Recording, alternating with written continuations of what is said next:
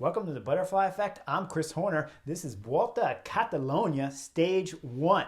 Now, this is going to be a big-time showdown because we have Primoz Roglic here and Remco Evenepoel, the second and third best riders in the world. That's right, I bumped Remco Evenepoel over Jonas Vingegaard because if I had to sign between Jonas Vingegaard or Remco Evenepoel, I'm taking Remco Evenepoel just because of how many wins he can bring you throughout the year. If you're talking about July, I'd probably go with Jonas Vingegaard for the Tour de France specifically. But when you're looking at a whole season, Remco Evenepoel's higher on my list, and I'd sign him over the Jumbo-Visma rider Jonas Vingegaard. So right now, we're looking at number 2 and number 3 best Grand Tour, best multi-week race, best one-day racers, best racers combined in the world. Number 2, number 3, Primoz Roglic and Remco Evenepoel doing battle here at Catalunya, and it's going to happen on Stage 1, folks. We don't even have to wait very long because today's parcours has 4 or 5 small climbs in there, not super difficult climbs, but the finish is about 600 meters, all going uphill, straight up to the line. So all the riders are going to know what's in store for them because they're going to do one pass through the line with about 35 kilometers to go on today's stage. Now, when the racing starts, about 65 kilometers to go. When the cameras come on, it's only a minute gap to 5 riders up front. And in that front group, represented is Alessandro Di Marchi, the Jayco rider. Rune Hedergotz from Intermarché is there. Oscar Only from DSM, starting to see his mug many times in the breakaways. Pau McQuail from Kern Pharma, and Jetse Bol. Jetse Bol, Burgos BH, is always a breakaway specialist, so we're seeing him all the time. Now, with that gap only at a minute, we start seeing the peloton behind. It was being led by Cofidis and Alpecin de Koenig, but finally they wise up. They slow down a little bit. We see some nature breaks, and that gap starts to go back out. Then we see 2 of the Euskaltel-Euskadi riders go up the road on the attack, but none of the sprinter teams back there want to let those guys bridge, so they get back on the gas. They'll wrap those 2 guys up about 10, 15 kilometers later. And that breakaway group of 5 up there still has about a minute 20, minute 30-second gap on the peloton being led by the sprinter teams because Cofidis have Brian Cocard, and of course Alpecin de Koenig always have somebody for the finishing sprint lines when we're talking about these smaller medium mountain stages and flat stages. So that's why we see the 2 teams keeping a short list on the 5 riders up front, because with a rider like Alessandro Di Marchi, the Jayco rider, you know he has big time power and he is a breakaway specialist. So they're keeping a short leash on the 5 guys up front. Now we get into about 28 kilometers to go when we're coming up to the last KOM. Jetse Bol up there, Burgos BH across the line, and he'll put himself in the KOM jersey at the end of today's Stage 1. Behind, we start seeing some action finally, because if you tuned in like I did with 65 kilometers to go, there was nothing happening, and it doesn't really start taking effect to this last KOM because we're going to see Steven Kruijswijk, Jumbo-Visma, start getting on the front and drilling it. We start seeing some big names coming out the back, like Quinn Simmons, Trek Segafredo. He's coming out the back, and he's got some company. And Amador back there for EF Education. Then we see Hessing. Hessing's coming back for Jumbo-Visma, but he's been injured with some crash injuries that he had earlier in the season, so that explains his lack of form. But it's his teammates up front that are dropping him out the back, as we see when we look at the peloton. Few guys are coming out the back from the effort from Steven Kruijswijk, who wants to accelerate fast on this last KOM so you can hurt some of the sprinter legs back there, maybe scrub a little bit of speed off, so Primoz Roglic has a shot at winning today's stage. Now, with about 10 kilometers to go, we start seeing Quick Step on the front. They're getting up there, and we know the MO because Remco Evenepoel does not like boxing out curb to curb back there, so his teammates on the front trying to keep him out of trouble. With just about 6 kilometers to go, they wrap up the last of the breakaway escapees there with Alessandro Di Marchi being wrapped up. We know we got a field sprint here coming on Stage 1 of Catalunya. Only takes 1 kilometer later, though, and there's a big-time crash on the right side of the road.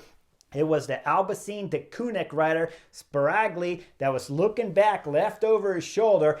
Adam Yates comes flying by on the right side and comes over just a little bit while Sparagli fades just an inch or two to the right. They overlap. Sparagli gets caught in the back wheel there of Yates, And then all of a sudden, we see the two riders sliding down the right side of the road. Yates will go over his head and slide straight into the gutter with his head getting caught between the street and the gutter there, then bouncing off of that, rolling off, and then jumping up and walking off to the side of the road. We look over to the left side of the road. That's where the big time catastrophic mess was happening, as there's bikes and body all over the place with 5 kilometers to go. Trek Segafredo Dario Cataldo won't finish the stage today. When we look just in front of him, it's the archaic rider Anthony De La Place. He gets up, stands up, realizes he'd rather sit back down, and eases himself back down onto the curb there because he's going to need a little more time before he get on his bike and finish today's stage 1. We'll see ambulance come out. They'll take out the Trek Segafredo rider, Dario Cataldo, out of today's stage 1 race. And then up front, we start seeing full action as we're coming into the finish with about 3 kilometers to go. Just there over, it's Ineos on the front as they're cresting the last part of the hill here on stage 1 through the neighborhood along the coast. Now all of a sudden, Jumbo-Visma start going to work as they crest the top because it's Foss. Tobias Foss, the world time trial champion, hops on the front and he starts drilling it from 3 kilometers to go. He'll go down the twisty descent. He'll go into the city streets where everything narrows with the fencing, and Tobias Foss is putting on a display of force here on stage 1 of Catalunya. Now, let me remind you guys why this is possible. When you're talking about races like Catalunya and the Basque Country, all of a sudden the smaller riders, the climbers and stuff like that, now the fight to be at the front's not as big, because when you're talking about a race like the Tour de France, you have so many big, strong, powerful classic guys mixed in with the smaller guys. Then when you're looking here at Tobias Foss on the front doing a especially impressive pull in here for 1.5 K on the front for Jumbo-Visma, it's possible because all the guys behind him are a bit smaller, right? They don't want to be on the front. All the guys behind them being a bit smaller means they're a bit more GC guys, which means they definitely don't want to be on the front, because no one that's a GC guy that looked like I did when they were bike racing wants to touch the front with still 3 kilometers to go, and now it's become 1.5. As the streets narrow up, with Tobias Foss still on the front going under 1K to go, you'll see it strung out behind because the world time trial champion, like I said, he's force on the pedals, going full gas all the way on the left side of the road. On his wheel is going to be Ineos. Ethan Hayter's locked on there. Quick steps there for Van Wilder. And then a little bit further back is the duo there of Jumbo-Visma's Primoz Roglic and Koen Bouwman. With about 900 meters to go, we still see up front it's Tobias Foss. And then once 700 meter sign shows up, now we know it's time to go to work for Koen Bouwman. He slots up right there, right next to Primoz Roglic, looks over his left shoulder there to see if Primoz Roglic is ready to go. And you know the Slovenian is, because he's the number 2 best rider in the world. He's always ready to go, right? Just coming off of a victory at Trino Adriatico, as Koen Bouwman throws in the hit on the pedals, he moves all the way to the right side of the road, and we'll see Ineos's Ethan Hayter come from second wheel off of Tobias Foss's wheel, moves over to the right, and he'll slot between Koen Bouwman and Primoz Roglic to be in second position. Now we look just behind Primoz Roglic. It's Quick-Step Van Wilder, but he's a little bit out in the wind. And once we start getting about 500 meters to go, all of a sudden Van Wilder, he's looking over his shoulder trying to find Remco Evenepoel. Where are you at, Remco? Remco's a little bit lost. He's all the way on the right side of the road, probably about 9th, 10th position back there. He's hard to find, a little bit smaller than the other riders in front of him, but I'll spot him out for you in the picture. As we see, he's about 9th, 10th spot. Now up front, Koen Bouwman, he's starting to go full gas. He's going all the way into about 400 meters to go. When he'll look over his shoulder, make sure that Primoz Roglic still wants him going full gas at the front. There's no reaction from Primoz Roglic, so Koen Bouwman knows it's time to go full gas still and keep it all the way as long as he possibly can. 300 meters to go, this is when things start getting really interesting here in the sprint, because up front, Ethan Hayter knows it's a little bit too far, and Koen Bouwman's starting to die right now, and at 300 meters, he doesn't want to take the front. So Ethan Hayter pulls in the clutch, right? When you pull the clutch in, you still got the revs, the motor's still going. You know you can just pop the clutch and get one more good acceleration. And Ethan Hayter wants to save that last acceleration for about 150, 200 meters to go before the line, because 300's too far. Only problem for Ethan Hayter, well, he's got Primoz Roglic on his wheel, and Primoz Roglic is on flying form, like I've already told you here on the Butterfly Effect.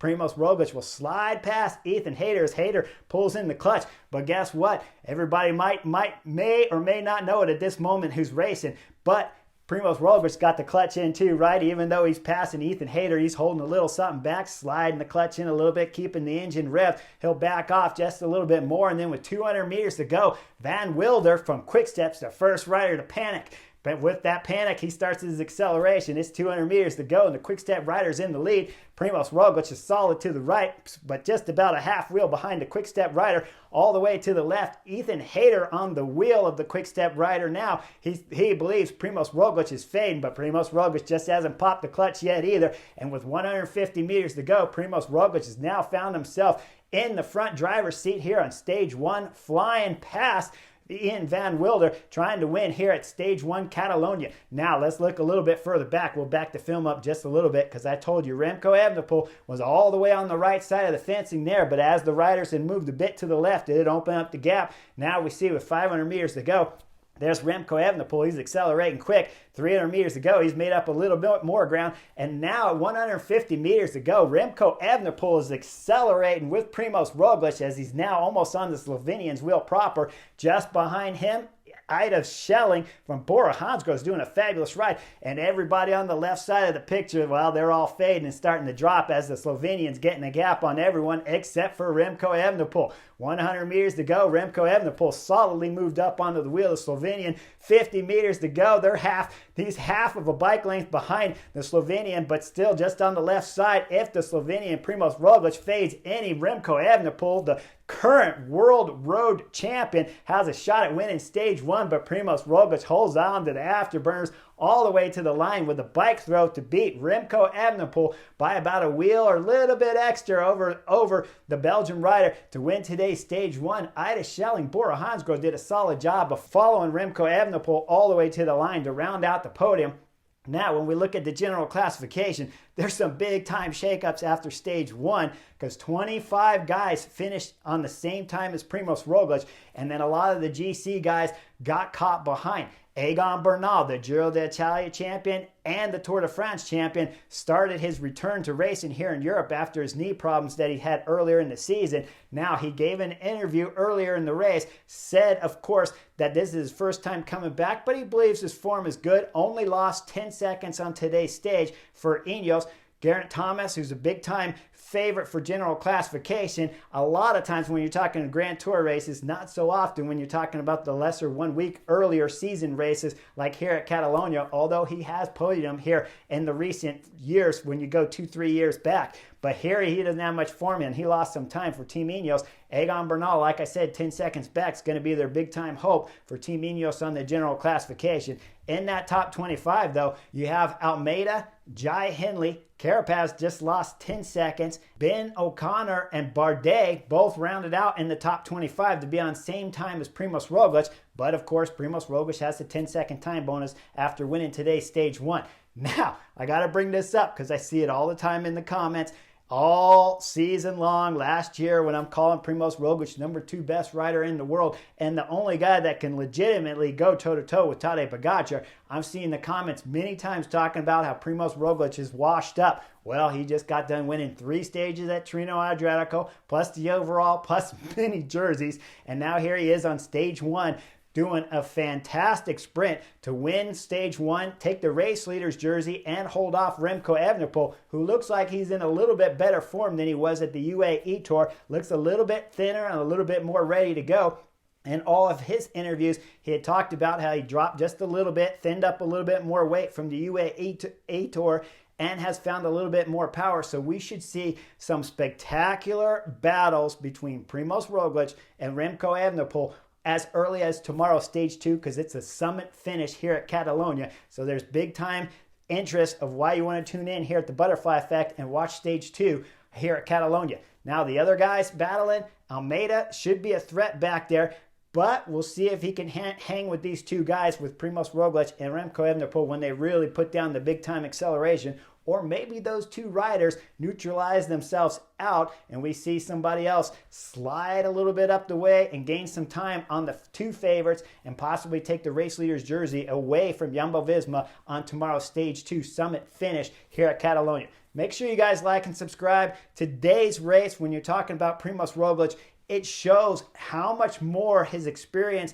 and his patience and calmness to know how to win races. Again, we saw it at Trino Adriatico in 3 different stages. I didn't like the team tactics on that penultimate stage at Trino Adriatico with Wout van Aert working so hard, big time knucklehead. But I like the way Primož Roglic controlled all of his abilities going up the final climb there on that penultimate stage at Trino Adriatico.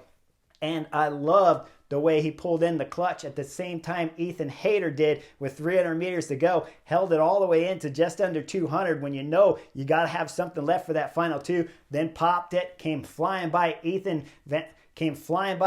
Hayter and Ian Van Wilder and held off Remco Evenepoel to win a spectacular Stage 1 at Catalunya. The racing was slow all the way to the finish, but much like Milan-San Remo, it was a fantastic, explosive finish to the line. Like and subscribe. I'll see you guys on the next edition real soon.